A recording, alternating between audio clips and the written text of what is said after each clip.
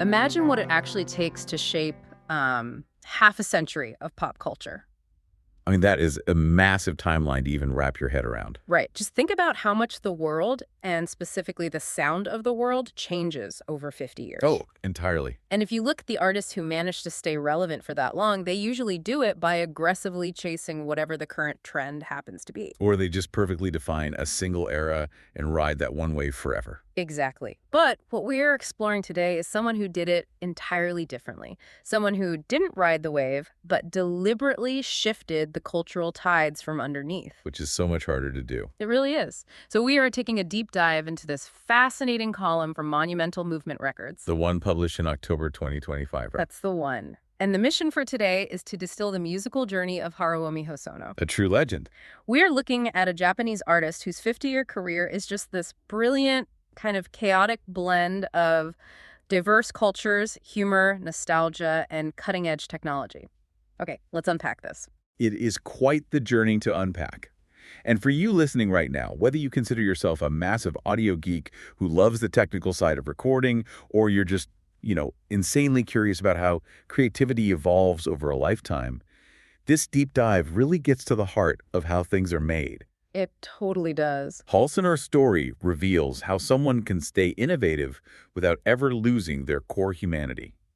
As we go through these different eras of his life, a clear pattern emerges. A really surprising one, too. Yeah, he proves over and over again that space and silence are just as important, if not more important, than the actual notes you play. To see where that philosophy comes from, we actually need to rewind to the late 1960s. Basically the dawn of Japanese rock. Exactly. So in 1969, Hosono is in a band called April Fool. Great name. Right. And they're mixing folk, psychedelia, and this very Beatles-esque pop sound. He's composing, arranging, playing bass.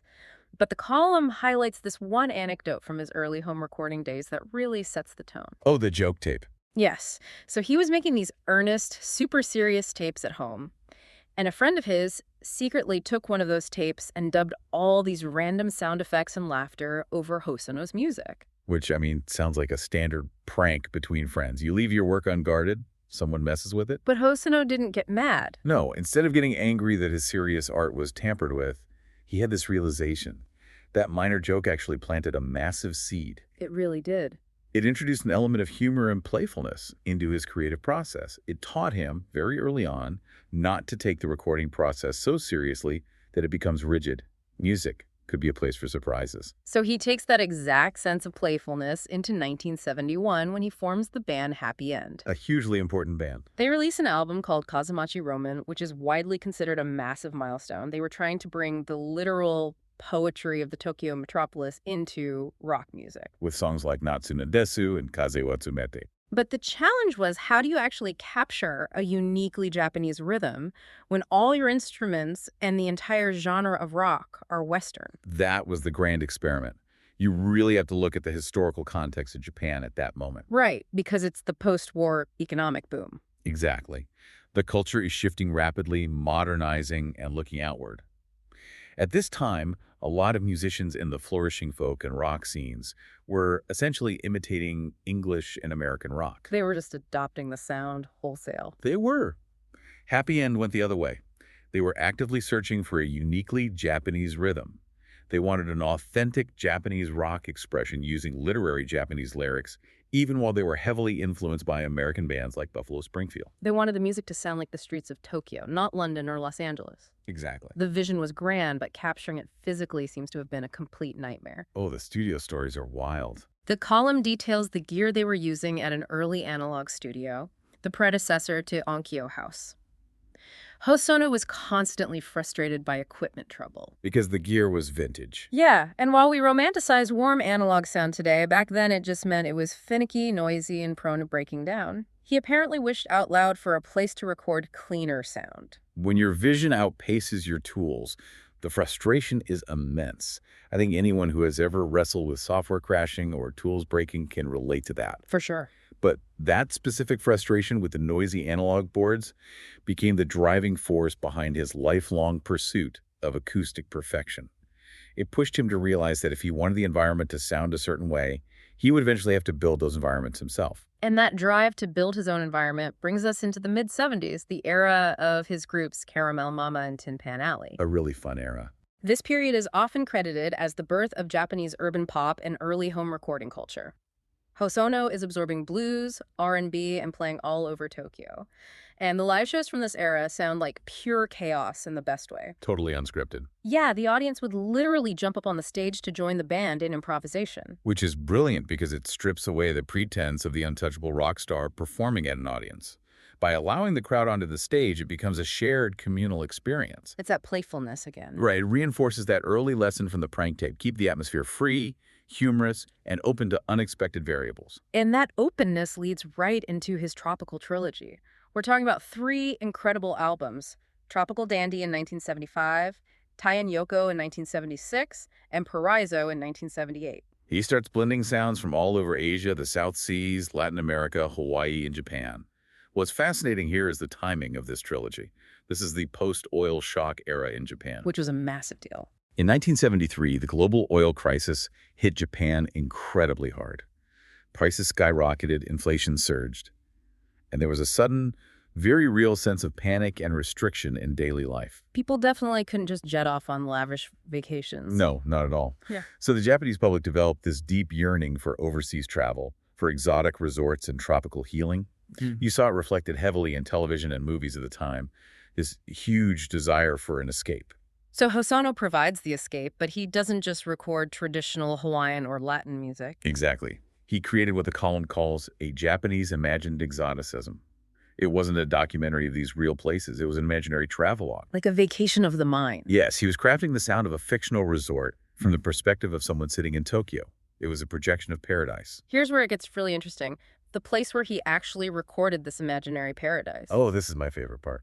To create these lush, tropical soundscapes, he turns the living room of a wooden house in Saitama into a studio. This is the legendary Hosono house. A totally normal residential home. Right. He brings in a large analog tape machine and a mixer, but a standard wooden house in the 1970s was not built for the massive electrical draw of professional studio equipment. So the electrical breakers just kept tripping. The power would literally go out in the middle of a great tape. Most producers would lose their minds. Time is money. Momentum is everything. But Hosono just laughed. The column quotes him saying, "The sound of the power going out is part of the music too." That relaxed, organic mindset is crucial. Accepting the flaws of the environment and treating them as features rather than bugs is essentially the blueprint for modern bedroom pop. It really is. Long before indie artists were recording multi-platinum albums on laptops in their bedrooms, Hosono was proving that the vibe of the room, even a wooden house with bad wiring and blown fuses, translates directly into the warmth of the music. The environment isn't an obstacle to the art. The environment is the art. Perfectly said. It's an amazing philosophy. But what happens when you take someone who embraces blown fuses and suddenly give them the most advanced computers on Earth? Total pivot. Yeah, in the late 70s and early 80s, Hosono pivots entirely. He forms Yellow Magic Orchestra, or YMO, and they release these groundbreaking albums: Solid State Survivor in 1979, BGM in 1981, and Technodelic in 1981. This is the techno-pop revolution. If we connect this to the bigger picture, early 80s Japan was entering its absolute technological and economic peak. A booming 80s. The world was watching Japan become this futuristic hub of computers, video games, and electronic instruments. YMO became the global musical symbol of that era. They were the sound of electronic nation Japan. And the gear they were using requires a bit of context to truly appreciate. Right. The column mentions the Roland MC8, the Prophet 5, and the Fairlight CMI. For those of us who aren't synth historians, what were they actually dealing with? We are talking about equipment that was so advanced it felt like science fiction. The Fairlight CMI, for instance, wasn't just a keyboard. It was an early, massive computer system with a green screen monitor and a light pen. Sounds intense. It allowed you to record a sound from the real world, like a breaking glass or a dog barking, and then map that sound across a keyboard to play it back as musical notes. Which today your phone can do in a millisecond. Exactly. But in 1980, this was a revolutionary machine that cost tens of thousands of dollars. They were networking their home studios together to create a futuristic workflow that simply hadn't existed before. They were pioneers of the future, but the reality of that future was incredibly glitchy. The column shares this vivid detail about their early live shows. You have these guys on stage looking incredibly cool, surrounded by the most cutting-edge, expensive computers on the planet. And because the tech was so new and sensitive, the machines would frequently just malfunction. They would completely stop the songs entirely. You'd have a stadium full of people, and then just dead silence on stage. The contrast is striking. They are projecting the image of flawless cybernetic musicians, but the reality is a massive computer crash. And Hosono's reaction to this technological nightmare happening live on stage. Let me guess. He laughed, just like with the power outages in the wooden house. The audience laughed, the band laughed, and Hosono remarked, "Machines are like humans. It's interesting when they make mistakes." I want you, the listener, to really think about that for a moment. Think about how you react when your technology fails you today. We usually panic. Right. When your phone freezes or your presentation crashes or your video call drops right as you're making a point. The default human reaction is stress, anger, and feeling like the machine has betrayed us. Absolutely. But Hosono, surrounded by the most expensive tech in the world, found the humanity in the malfunction. He saw the glitch not as a failure, but as a moment of connection, a reminder that nothing is perfect. That philosophical approach only deepens as we move into the mid-80s and 90s. This is when Japan enters its famous bubble economy. It's an era of loud, excessive consumption. Neon lights, money flowing everywhere, a very chaotic, high-energy culture. And Hosono's response to this is to rebel against the noise. He actively seeks out silence and space. It was a very deliberate retreat. While the rest of the country was caught up in the excess of the bubble, Hosono aligned himself more with the global ambient movement, echoing the philosophies of artists like Brian Eno. Instead of going bigger and louder, he started focusing on the spaces between the sounds. He wanted to create environments that offered respite from the overwhelming nature of modern Tokyo. Yes. You hear this perfectly on his albums Philharmony in 1982 and Omni Sightseeing in 1989. He's experimenting with tape fragments and environmental sounds, and there's a story from the recording of Philharmony that perfectly illustrates his idea of living with coincidence. The cat story. Yes. He was recording in his living room studio in Tokyo, and a cat's meow bled into the microphones and was accidentally recorded onto the track. In any conventional studio setting, the producer stops the tape, complains about the ruined take, and demands everyone start over. But Hosono kept it. He explicitly stated, music is living with coincidence. By allowing the cat's meow to stay, he's acknowledging that the real world is constantly happening all around the art. The art isn't something hermetically sealed off from life. No, it's part of it. During this period, he really transitioned from being a traditional pop musician into a soundscape artist. Yeah. He started composing for movies, anime, and commercials, creating deeply healing ambient spaces. Works like Minima Moralia in 1986 and NDE in 1995. And his soundtrack for the anime film Night on the Galactic Railroad in 1985 shows this shift beautifully. That Galactic Railroad soundtrack is a perfect example of his dedication to the environment. To get the ambient, melancholy feel for that movie, he didn't rely on synthesizers to fake it. What did he do? He actually went out at night and recorded environmental sounds right next to real train tracks. The incredible part is, if you listen closely to the final track, faint traces of that actual night train recording are still audible beneath the music. Wow. It makes you wonder how often you take the time to capture the scenery of your own life. We're always so focused on the main subject. The person in the photo, the words in the email. The primary task at work.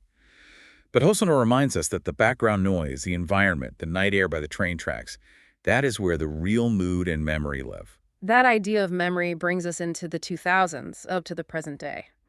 Hosono enters this incredible acoustic phase. He releases albums like Hosonova in 2011 and Heavenly Music in 2013. He starts reconstructing Showa-era swing and post-war radio culture. This era of his work is incredibly poignant. Following the 2011 earthquake and tsunami disasters in Japan, society went through massive drama. There was a profound sense of loss and economic stagnation. People were seeking comfort, a return to their local roots, and a sense of shared, safe history. Hosono provided that with his acoustic work. But he wasn't just being retro for the sake of nostalgia. He famously said, "Nostalgia illuminates the future." That is a beautiful way to phrase it. By looking back at the warmth and simplicity of the past, he was helping to guide the culture forward toward healing. His dedication to capturing that warmth was absolute. The column details a session for the Hosonova album, recorded in his private Daisy World studio in Tokyo. Hosono actually instructed the engineers to turn off the air conditioning in the studio, To capture the room tone. to capture what he called the breathing of sound. At one point, the engineer stopped mixing the track, and in that moment of sudden quiet in the room, Hosono said, "I like the feeling of the sound resting." The feeling of the sound resting. That single phrase perfectly encapsulates the profound Japanese concept of ma. Ma. Yeah, it translates roughly to negative space, or the empty space between things. Yeah, In Western culture, we often view empty space as a void that needs to be filled. we definitely do. We feel the need to fill every silence in a conversation, every blank page, every empty moment in our schedule. But Ma suggests that the space between the notes is what actually gives the music its shape and its meaning. The silence isn't empty, it's full of potential. I think we all struggle with that today. How many of us can just sit in silence anymore? We fill our commutes with podcast present company, accepted, of course. Naturally. We fill our waiting rooms with scrolling. We crowd our own negative space. We optimize all the Ma out of our lives. But Hosono carries that philosophy right into our current digital era. With recent albums like Vuja Day in 2018 and Quiet Logic in 2024, he is navigating a world dominated by AI, streaming algorithms, and the lingering effects of pandemic isolation. And his response to all this hyper-digital optimization is to seek out the human element even more fiercely. Which is so refreshing. Which brings us to the ultimate Hosono anecdote. When he's recording today, working alongside younger musicians and sharing digital audio files globally, he frequently outright refuses to use a click track. Really? Yes. For those who don't know, a click track is basically a digital metronome that plays in the musician's ear to keep the beat perfectly synthesized and mathematically flawless. And why does he refuse it? Because, as he says, fluctuations in tempo are proof that humans are breathing. In an industry that uses software to snap every single drum hit to a perfect digital grid, refusing the click track is a quiet, powerful rebellion. So, what does this all mean? We've traced a 50-year arc. We've gone from 60s psych rock to the imagined Exotica of a Saitama living room, through the pioneer days of global technopop, into ambient train track soundscapes, and finally back to acoustic, breathing nostalgia. It is a massive scope. The unifying thread of Haruomi Hosono's career isn't a single genre or a specific instrument. The unifying thread is his profound respect for humanity, his unwavering sense of humor when things break down, and his deep appreciation for the space between the notes. And that is exactly why this column and this artist matters so much for you, the listener. We live in a world that is completely obsessed with optimization. They really do. We are bombarded with information, and there is immense unspoken pressure to operate like a flawless machine, to be perfectly on the click track of life, to never miss a beat. Which is impossible. Exactly. Hosono teaches us that you don't always need to be perfectly on time. The power outages in your plans, the accidental cat meows in your serious projects, the fluctuations in your personal tempo, those aren't things to be edited out or hidden. They're part of the process. Those mistakes, those silent pauses, those glitches are exactly what make your work valuable, unique, and fundamentally human. I want to leave you with one final thought to mull over today as you go about your life, perfectly optimized or otherwise. Let's hear it. We've spent this entire deep dive celebrating how Hosono used silence, organic fluctuations, and actual mistakes as proof of our humanity. He used them as a counterweight to the rigidity of early machines. Right. But we are right now moving into a future where artificial intelligence is being intentionally programmed to mimic those exact human flaws. AI is being designed to have tempo fluctuations, to insert conversational filler and even to make deliberate mistakes just to sound more authentically human to us. That is a wild shift. So if the machines learn to perfectly mimic our imperfections, how will we prove we are breathing then? Will we have to invent a completely new kind of noise just to prove we're still here? That is something to truly think about. Thank you for joining us on this deep dive into the world of Haruomi Hosono. Until next time, keep listening to the spaces in between.